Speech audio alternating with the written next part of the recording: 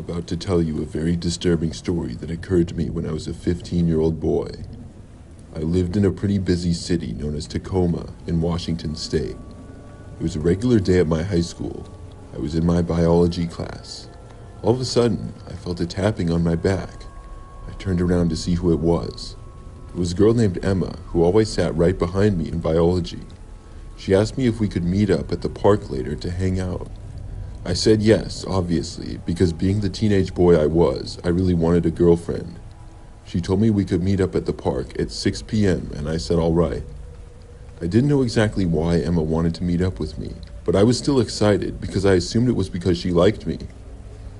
Later that day, at around 5:50 p.m., I started to bike to the park she said she wanted to meet at. When I got there, I saw her standing under one of the large trees in the park. I got off my bike and set it down, and I walked over to her. I noticed that when I was approaching her, she gave me a very creepy-looking stare. I asked her what she wanted to talk about. What I heard from her was not what I was expecting at all.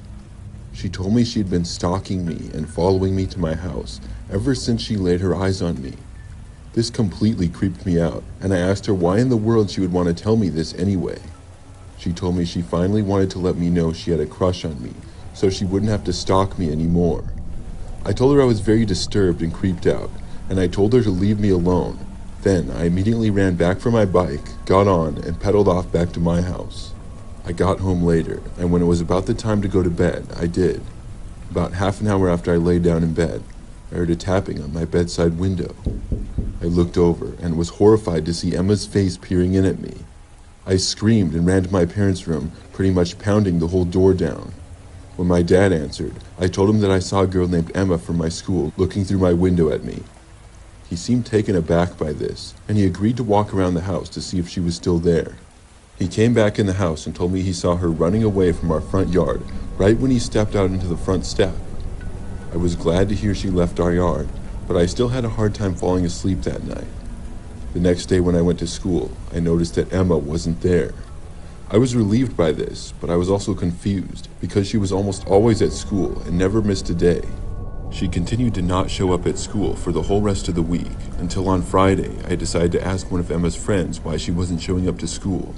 Her friend said that she had transferred schools and would not be coming back to our school. I was so happy to hear the news, but now it makes me wonder why she transferred schools and if her parents somehow found out that she was stalking me. Luckily, I never saw Emma again.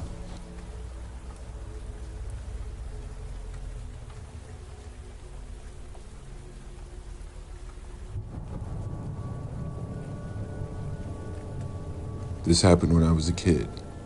I was probably about 12 or 13, and it was about 10 years ago now. My older sister used to be involved in many school activities, such as performing arts and some music. Me and my younger brother would often have to go to her school plays or recitals. Some of them were fine, but many of them got boring fast. One night, we read another one. I don't remember what it was exactly, but I know that we were there, and my brother and I got pretty bored. During the first intermission, my brother and I left the auditorium. The Performing Arts Center was at the far end of the school, and it was nighttime now. The entire rest of the school was basically empty. We could see that many of the lights in the distance were off, as just this wing was being used. Still, there was no reason why we couldn't do a little bit of exploring. We were kids and loved to have fun or make up games any way we could. We walked down one of the school hallways until we reached another one that was really quiet. I remember that as we walked down this hallway, some of the lights turned on automatically. I think we went down like 3 or 4 hallways until we were really far away from everybody else. Things were much quieter there. I had a little rubber bouncy ball in my pocket, and I took it out and my brother and I started playing around with it. We were playing catch and just bouncing it around, trying not to make too much noise. We didn't want to get in trouble or anything like that. This went on for about 5 minutes or so, and it was a good time until we heard a noise. The noise was not coming from back in the direction that we had came from, but at the end of the hallway that we were in. Things were really dark over there. My brother and I stopped playing with the ball and listened. We couldn't really hear anything anymore. My brother started to walk over into the direction of the noise. I didn't have a good feeling about it, but I followed him. At the end of the hallway, there was a room with the door open. We both got over there and went inside. We turned the light on, and it wasn't very bright. It was like a classroom, but it didn't look like it was being used as a classroom from what I remember. There were some desks inside and such, but there were all kinds of things scattered around the room, and there wasn't as many desks as would typically be in a classroom. We wandered around there for a few seconds, and it seemed empty. I guess the noises that we heard could have been coming from another room or down another hallway. We played around with the ball in that room for like under a minute. When we were inside the classroom, we were towards the back, bouncing the ball around. I turned around towards the front of the class and froze. All of a sudden, I saw a man standing inside the classroom with us. He was the creepiest looking person I had ever seen. I specifically remember the guy was kind of hunched over and looking right at me. He had long, stringy blonde hair that was partially covering his face. I probably jumped back when I saw him. My brother saw him after me, and I heard him start to say something, but he stopped. The guy then slowly started walking over to us. It was very obvious that he didn't work for the school in any capacity, and he probably wasn't supposed to be there at all. As he walked over to us, he stood up and was much taller than my brother or me. We were already kind of at the back of the classroom. My brother was to my right and sort of by the wall, and I was kind of in the middle, more lined up with the man. My brother started to run for the doorway, and I ran to the side of the room and followed him out. The man kind of took a few steps in our direction, but we were both able to make it out of the classroom. We could hear the man walking towards us. Once out into the hallway, we looked back and saw the guy coming out. We were standing maybe 50 feet away, wondering what on earth had just happened. Then the man started sprinting after us. My brother and I took off running as soon as we saw that. We made it around the corner and all the way back to the first hallway. We didn't stop running until we had made it near the Performing Arts Center. When we got there, the man didn't follow us anymore. I'm not sure at what point he stopped chasing us, but we were just happy to be back. We went inside and watched the rest of our sister's performance. We never told anybody about the guy we had seen. I forgot about it a few times, but I remember it here and there. It was a really scary experience.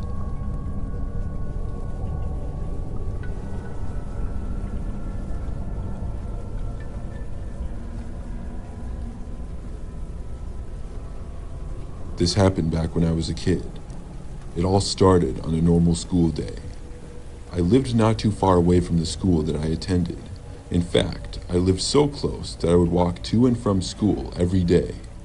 It took about 10 minutes, but I didn't mind it at all, and I actually enjoyed walking. I never considered myself to be in any kind of danger either, and our area was generally pretty safe. My parents had warned me when I was a little kid about suspicious things and to always be aware. So one day, as I was walking home from school, there was a car driving on the road a little ways behind me. It came up kind of out of nowhere. I was almost halfway home and was walking on a residential street. Other than the first street, which was the one that the school was on, all of the rest were residential. The car was an older looking Ford Taurus, I remember that. It was silver and had tinted windows. I was walking on the sidewalk on the left side of the road, and even though this was a residential street, a car would still move a lot faster than I was walking. I only noticed the car when I heard it approaching, but it just never passed. As I was walking, the car seemed to be moving with me, and after looking over and seeing the tinted windows, I got really suspicious. I continued to walk down the street, hoping that this was just a coincidence. The way the neighborhood was, the homes were kind of up a hill a little bit, and there were large trees near the sidewalk. It would not be that obvious to other people in the area that I was possibly being stalked by a random car. I kept walking with the car following me for a minute or so. Then I stopped where I was. I bent down to pretend like I was tying my shoe. I wanted to see if the car would stop too. It did. I had a really bad feeling now. Why was this car following me, and who was driving? I kept walking, and the car continued to drive about 10 feet behind me. I was going to be coming up to a place where I would have to cross the road, and I didn't want this guy following me all the way. I decided to take a shortcut. From where I was, I knew exactly where my house was, and if I crossed through some people's yards, I wouldn't be followed. I turned and ran through somebody's front yard into the side of their house. Then I cut through the side of their backyard and was soon in the next street over within a short time. I ended up cutting through a little park as well and walked down one more sidewalk. Then I was on my street. This cut the time to get home by probably 3 or 4 minutes, And I normally wouldn't do that because I didn't want to run through people's properties, but this did get me away from the car, and I got back to my street with the car nowhere in sight. I was really glad that I had lost it. I still didn't know who would do something like that or why though. I figured it was just a random thing. Maybe somebody was just trying to scare me. I didn't tell my parents or anyone about it, and I soon forgot. I know I really should have, but it just didn't seem like a huge deal to me. For about a week, everything was fine. I walked to and from school every day with no problems. I didn't notice the car at all, and I wasn't thinking about it at all either. It never even came to my mind. But then, one day, about a week later, I was walking home at about the same point as before, and I heard a car coming up behind me again. This happens sometimes, so I didn't even remember the car at first, but it didn't pass me and once again tailed me a little ways back. That's when I remembered it. This was the exact same place where the exact same car had done it before, and I looked over and saw it was a silver Ford Taurus. I couldn't believe this was happening again. I remembered what I had done before to lose the car, and I decided I would have to do that. I ran up to the side of somebody's yard and then took the same shortcut that I had the previous time this happened. I got back to my street and only had about another minute or so to walk. I had lost the car again, but I was shocked when I saw it had returned. When I was almost to my house, I saw the car entering my street. I looked behind me and it was there. How did it know that I would be here? I started running for my house. It wasn't too much farther away. I didn't want the car to know where I lived, but I also just wanted to get home. When I got up to my driveway, I ran up it and quickly got inside my house. I watched from the window as the car slowly drove down the rest of my street. I was really glad to see it gone again. This time, hopefully, it was gone for good. But unfortunately, that wasn't the case. That very same night, when it was getting late, at about 10 p.m., I was planning to go to bed very shortly. However, I was working on my math homework, which was really difficult for me. I was in my bedroom at my desk, which looked out to the front yard and to the street. When I was finishing up, I saw a car driving slowly down the street. I noticed the car slowly coming to a stop. It was the same car as before. I ran out of my bedroom and called for my parents. They were still up and came to my bedroom to look out the window. We were just in time to see the car driving away. My dad went outside to the end of the driveway and looked down the road. The car was gone. For the next few weeks, I rode the bus to and from school and did not walk home. After that, I never did see the car again.